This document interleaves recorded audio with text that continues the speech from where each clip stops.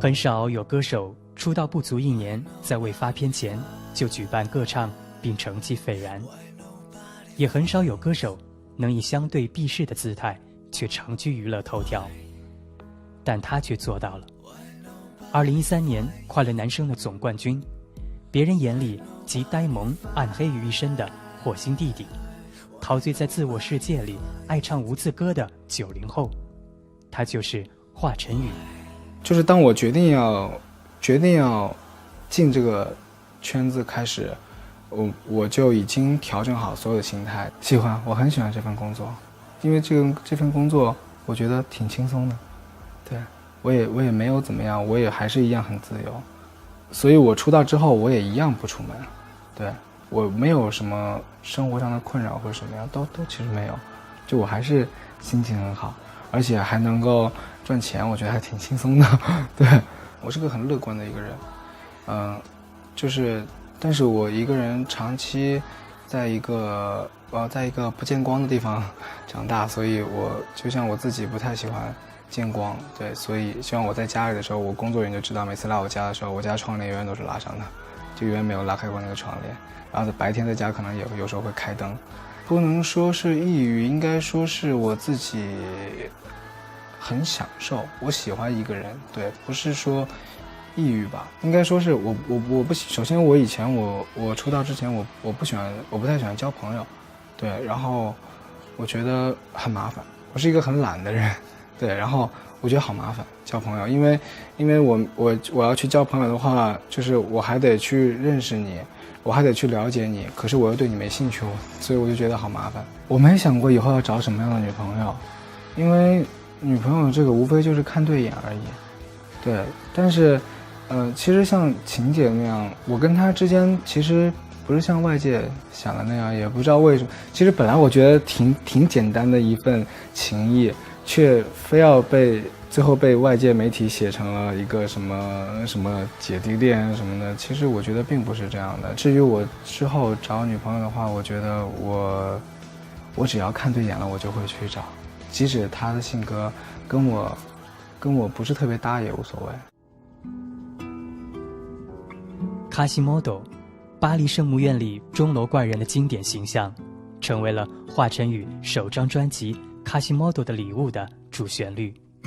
外表不被接受，内心却纯洁善良。华晨宇从头到尾全程参与制作，除3首原创外，其他歌曲是他在近2万首 demo 小样中仔细筛选出来的。我一开始想的是叫40码，对，这个名字叫专辑的名字，然后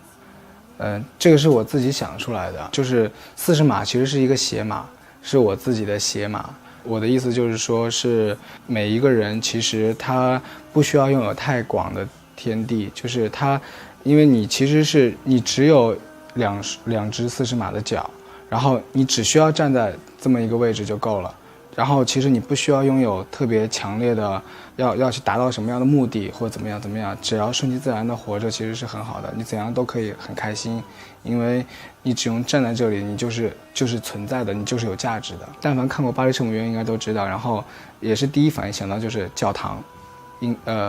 钟声，敲钟人，然后欧洲，然后文艺，然后就是古典，就是这些画面其实都会印在你的脑海里面，然后再就是这样一个人物，这个人物他其实是他在我眼里就是他有一个，虽然他的外表不被外界所接受，但是他的内心是一个很纯洁、很善良、非常美的一个心，就是让我觉得其实就跟很多的小孩子是一样的，就是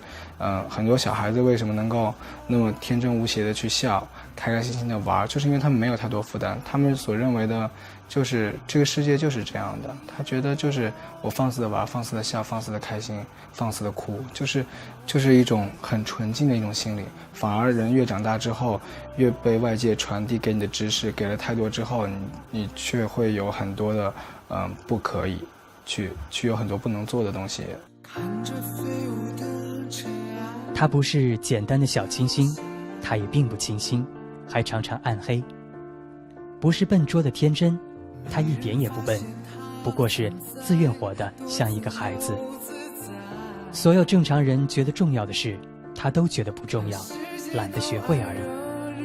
这是近乎强势的自我选择，就这么活，即使跟全世界不一样。因为我从头到尾都没有说过我是火星弟弟，我也没说过我是火星来的。对，所以但是这些标签其实只是为了方便大众记住我。其实我觉得有没有标签对我来说都行，因为外界给我起的标签，比如说呆萌也好，什么暗黑也好，什么黑暗大 boss 也好，什么主唱大人也好，其实这些东西对于我的歌迷来说，他们其实是我所表现当时的那样一个状态呈现给他们的直观感受，所以他们当时觉得我就是这样一面，觉得哇，花花这个时候好可爱啊，哇，花花这个时候好腹黑感觉，或者哇，花花这个时候好贱啊，花花这个时候好像个神经病啊，这是我当时的一个状态给他们直观感受。但是我每一个人都是会有很多面，其实就是我在当下什么样的心情，我就会用什么样的状态来呈现，这是我当时想做的东西。因为我不在乎自己，我不需要时刻去耍酷，我不需要时刻让自己很端庄，我可以时时刻刻都在人面前，在镜头面前就是很帅的样子，或者是不是帅吧，就是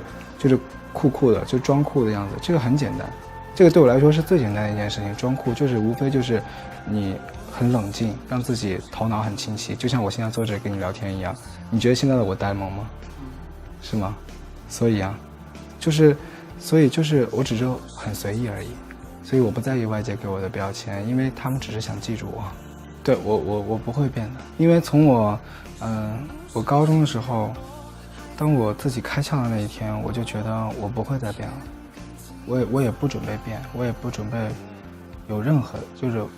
不管是外界好，或者是环境变化也好，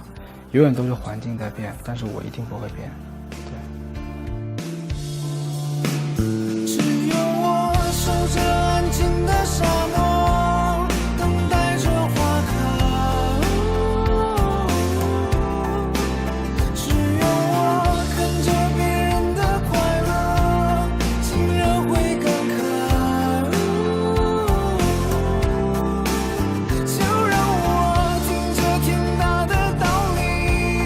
不愿意明白。私下跟镜头对一样的。嘴巴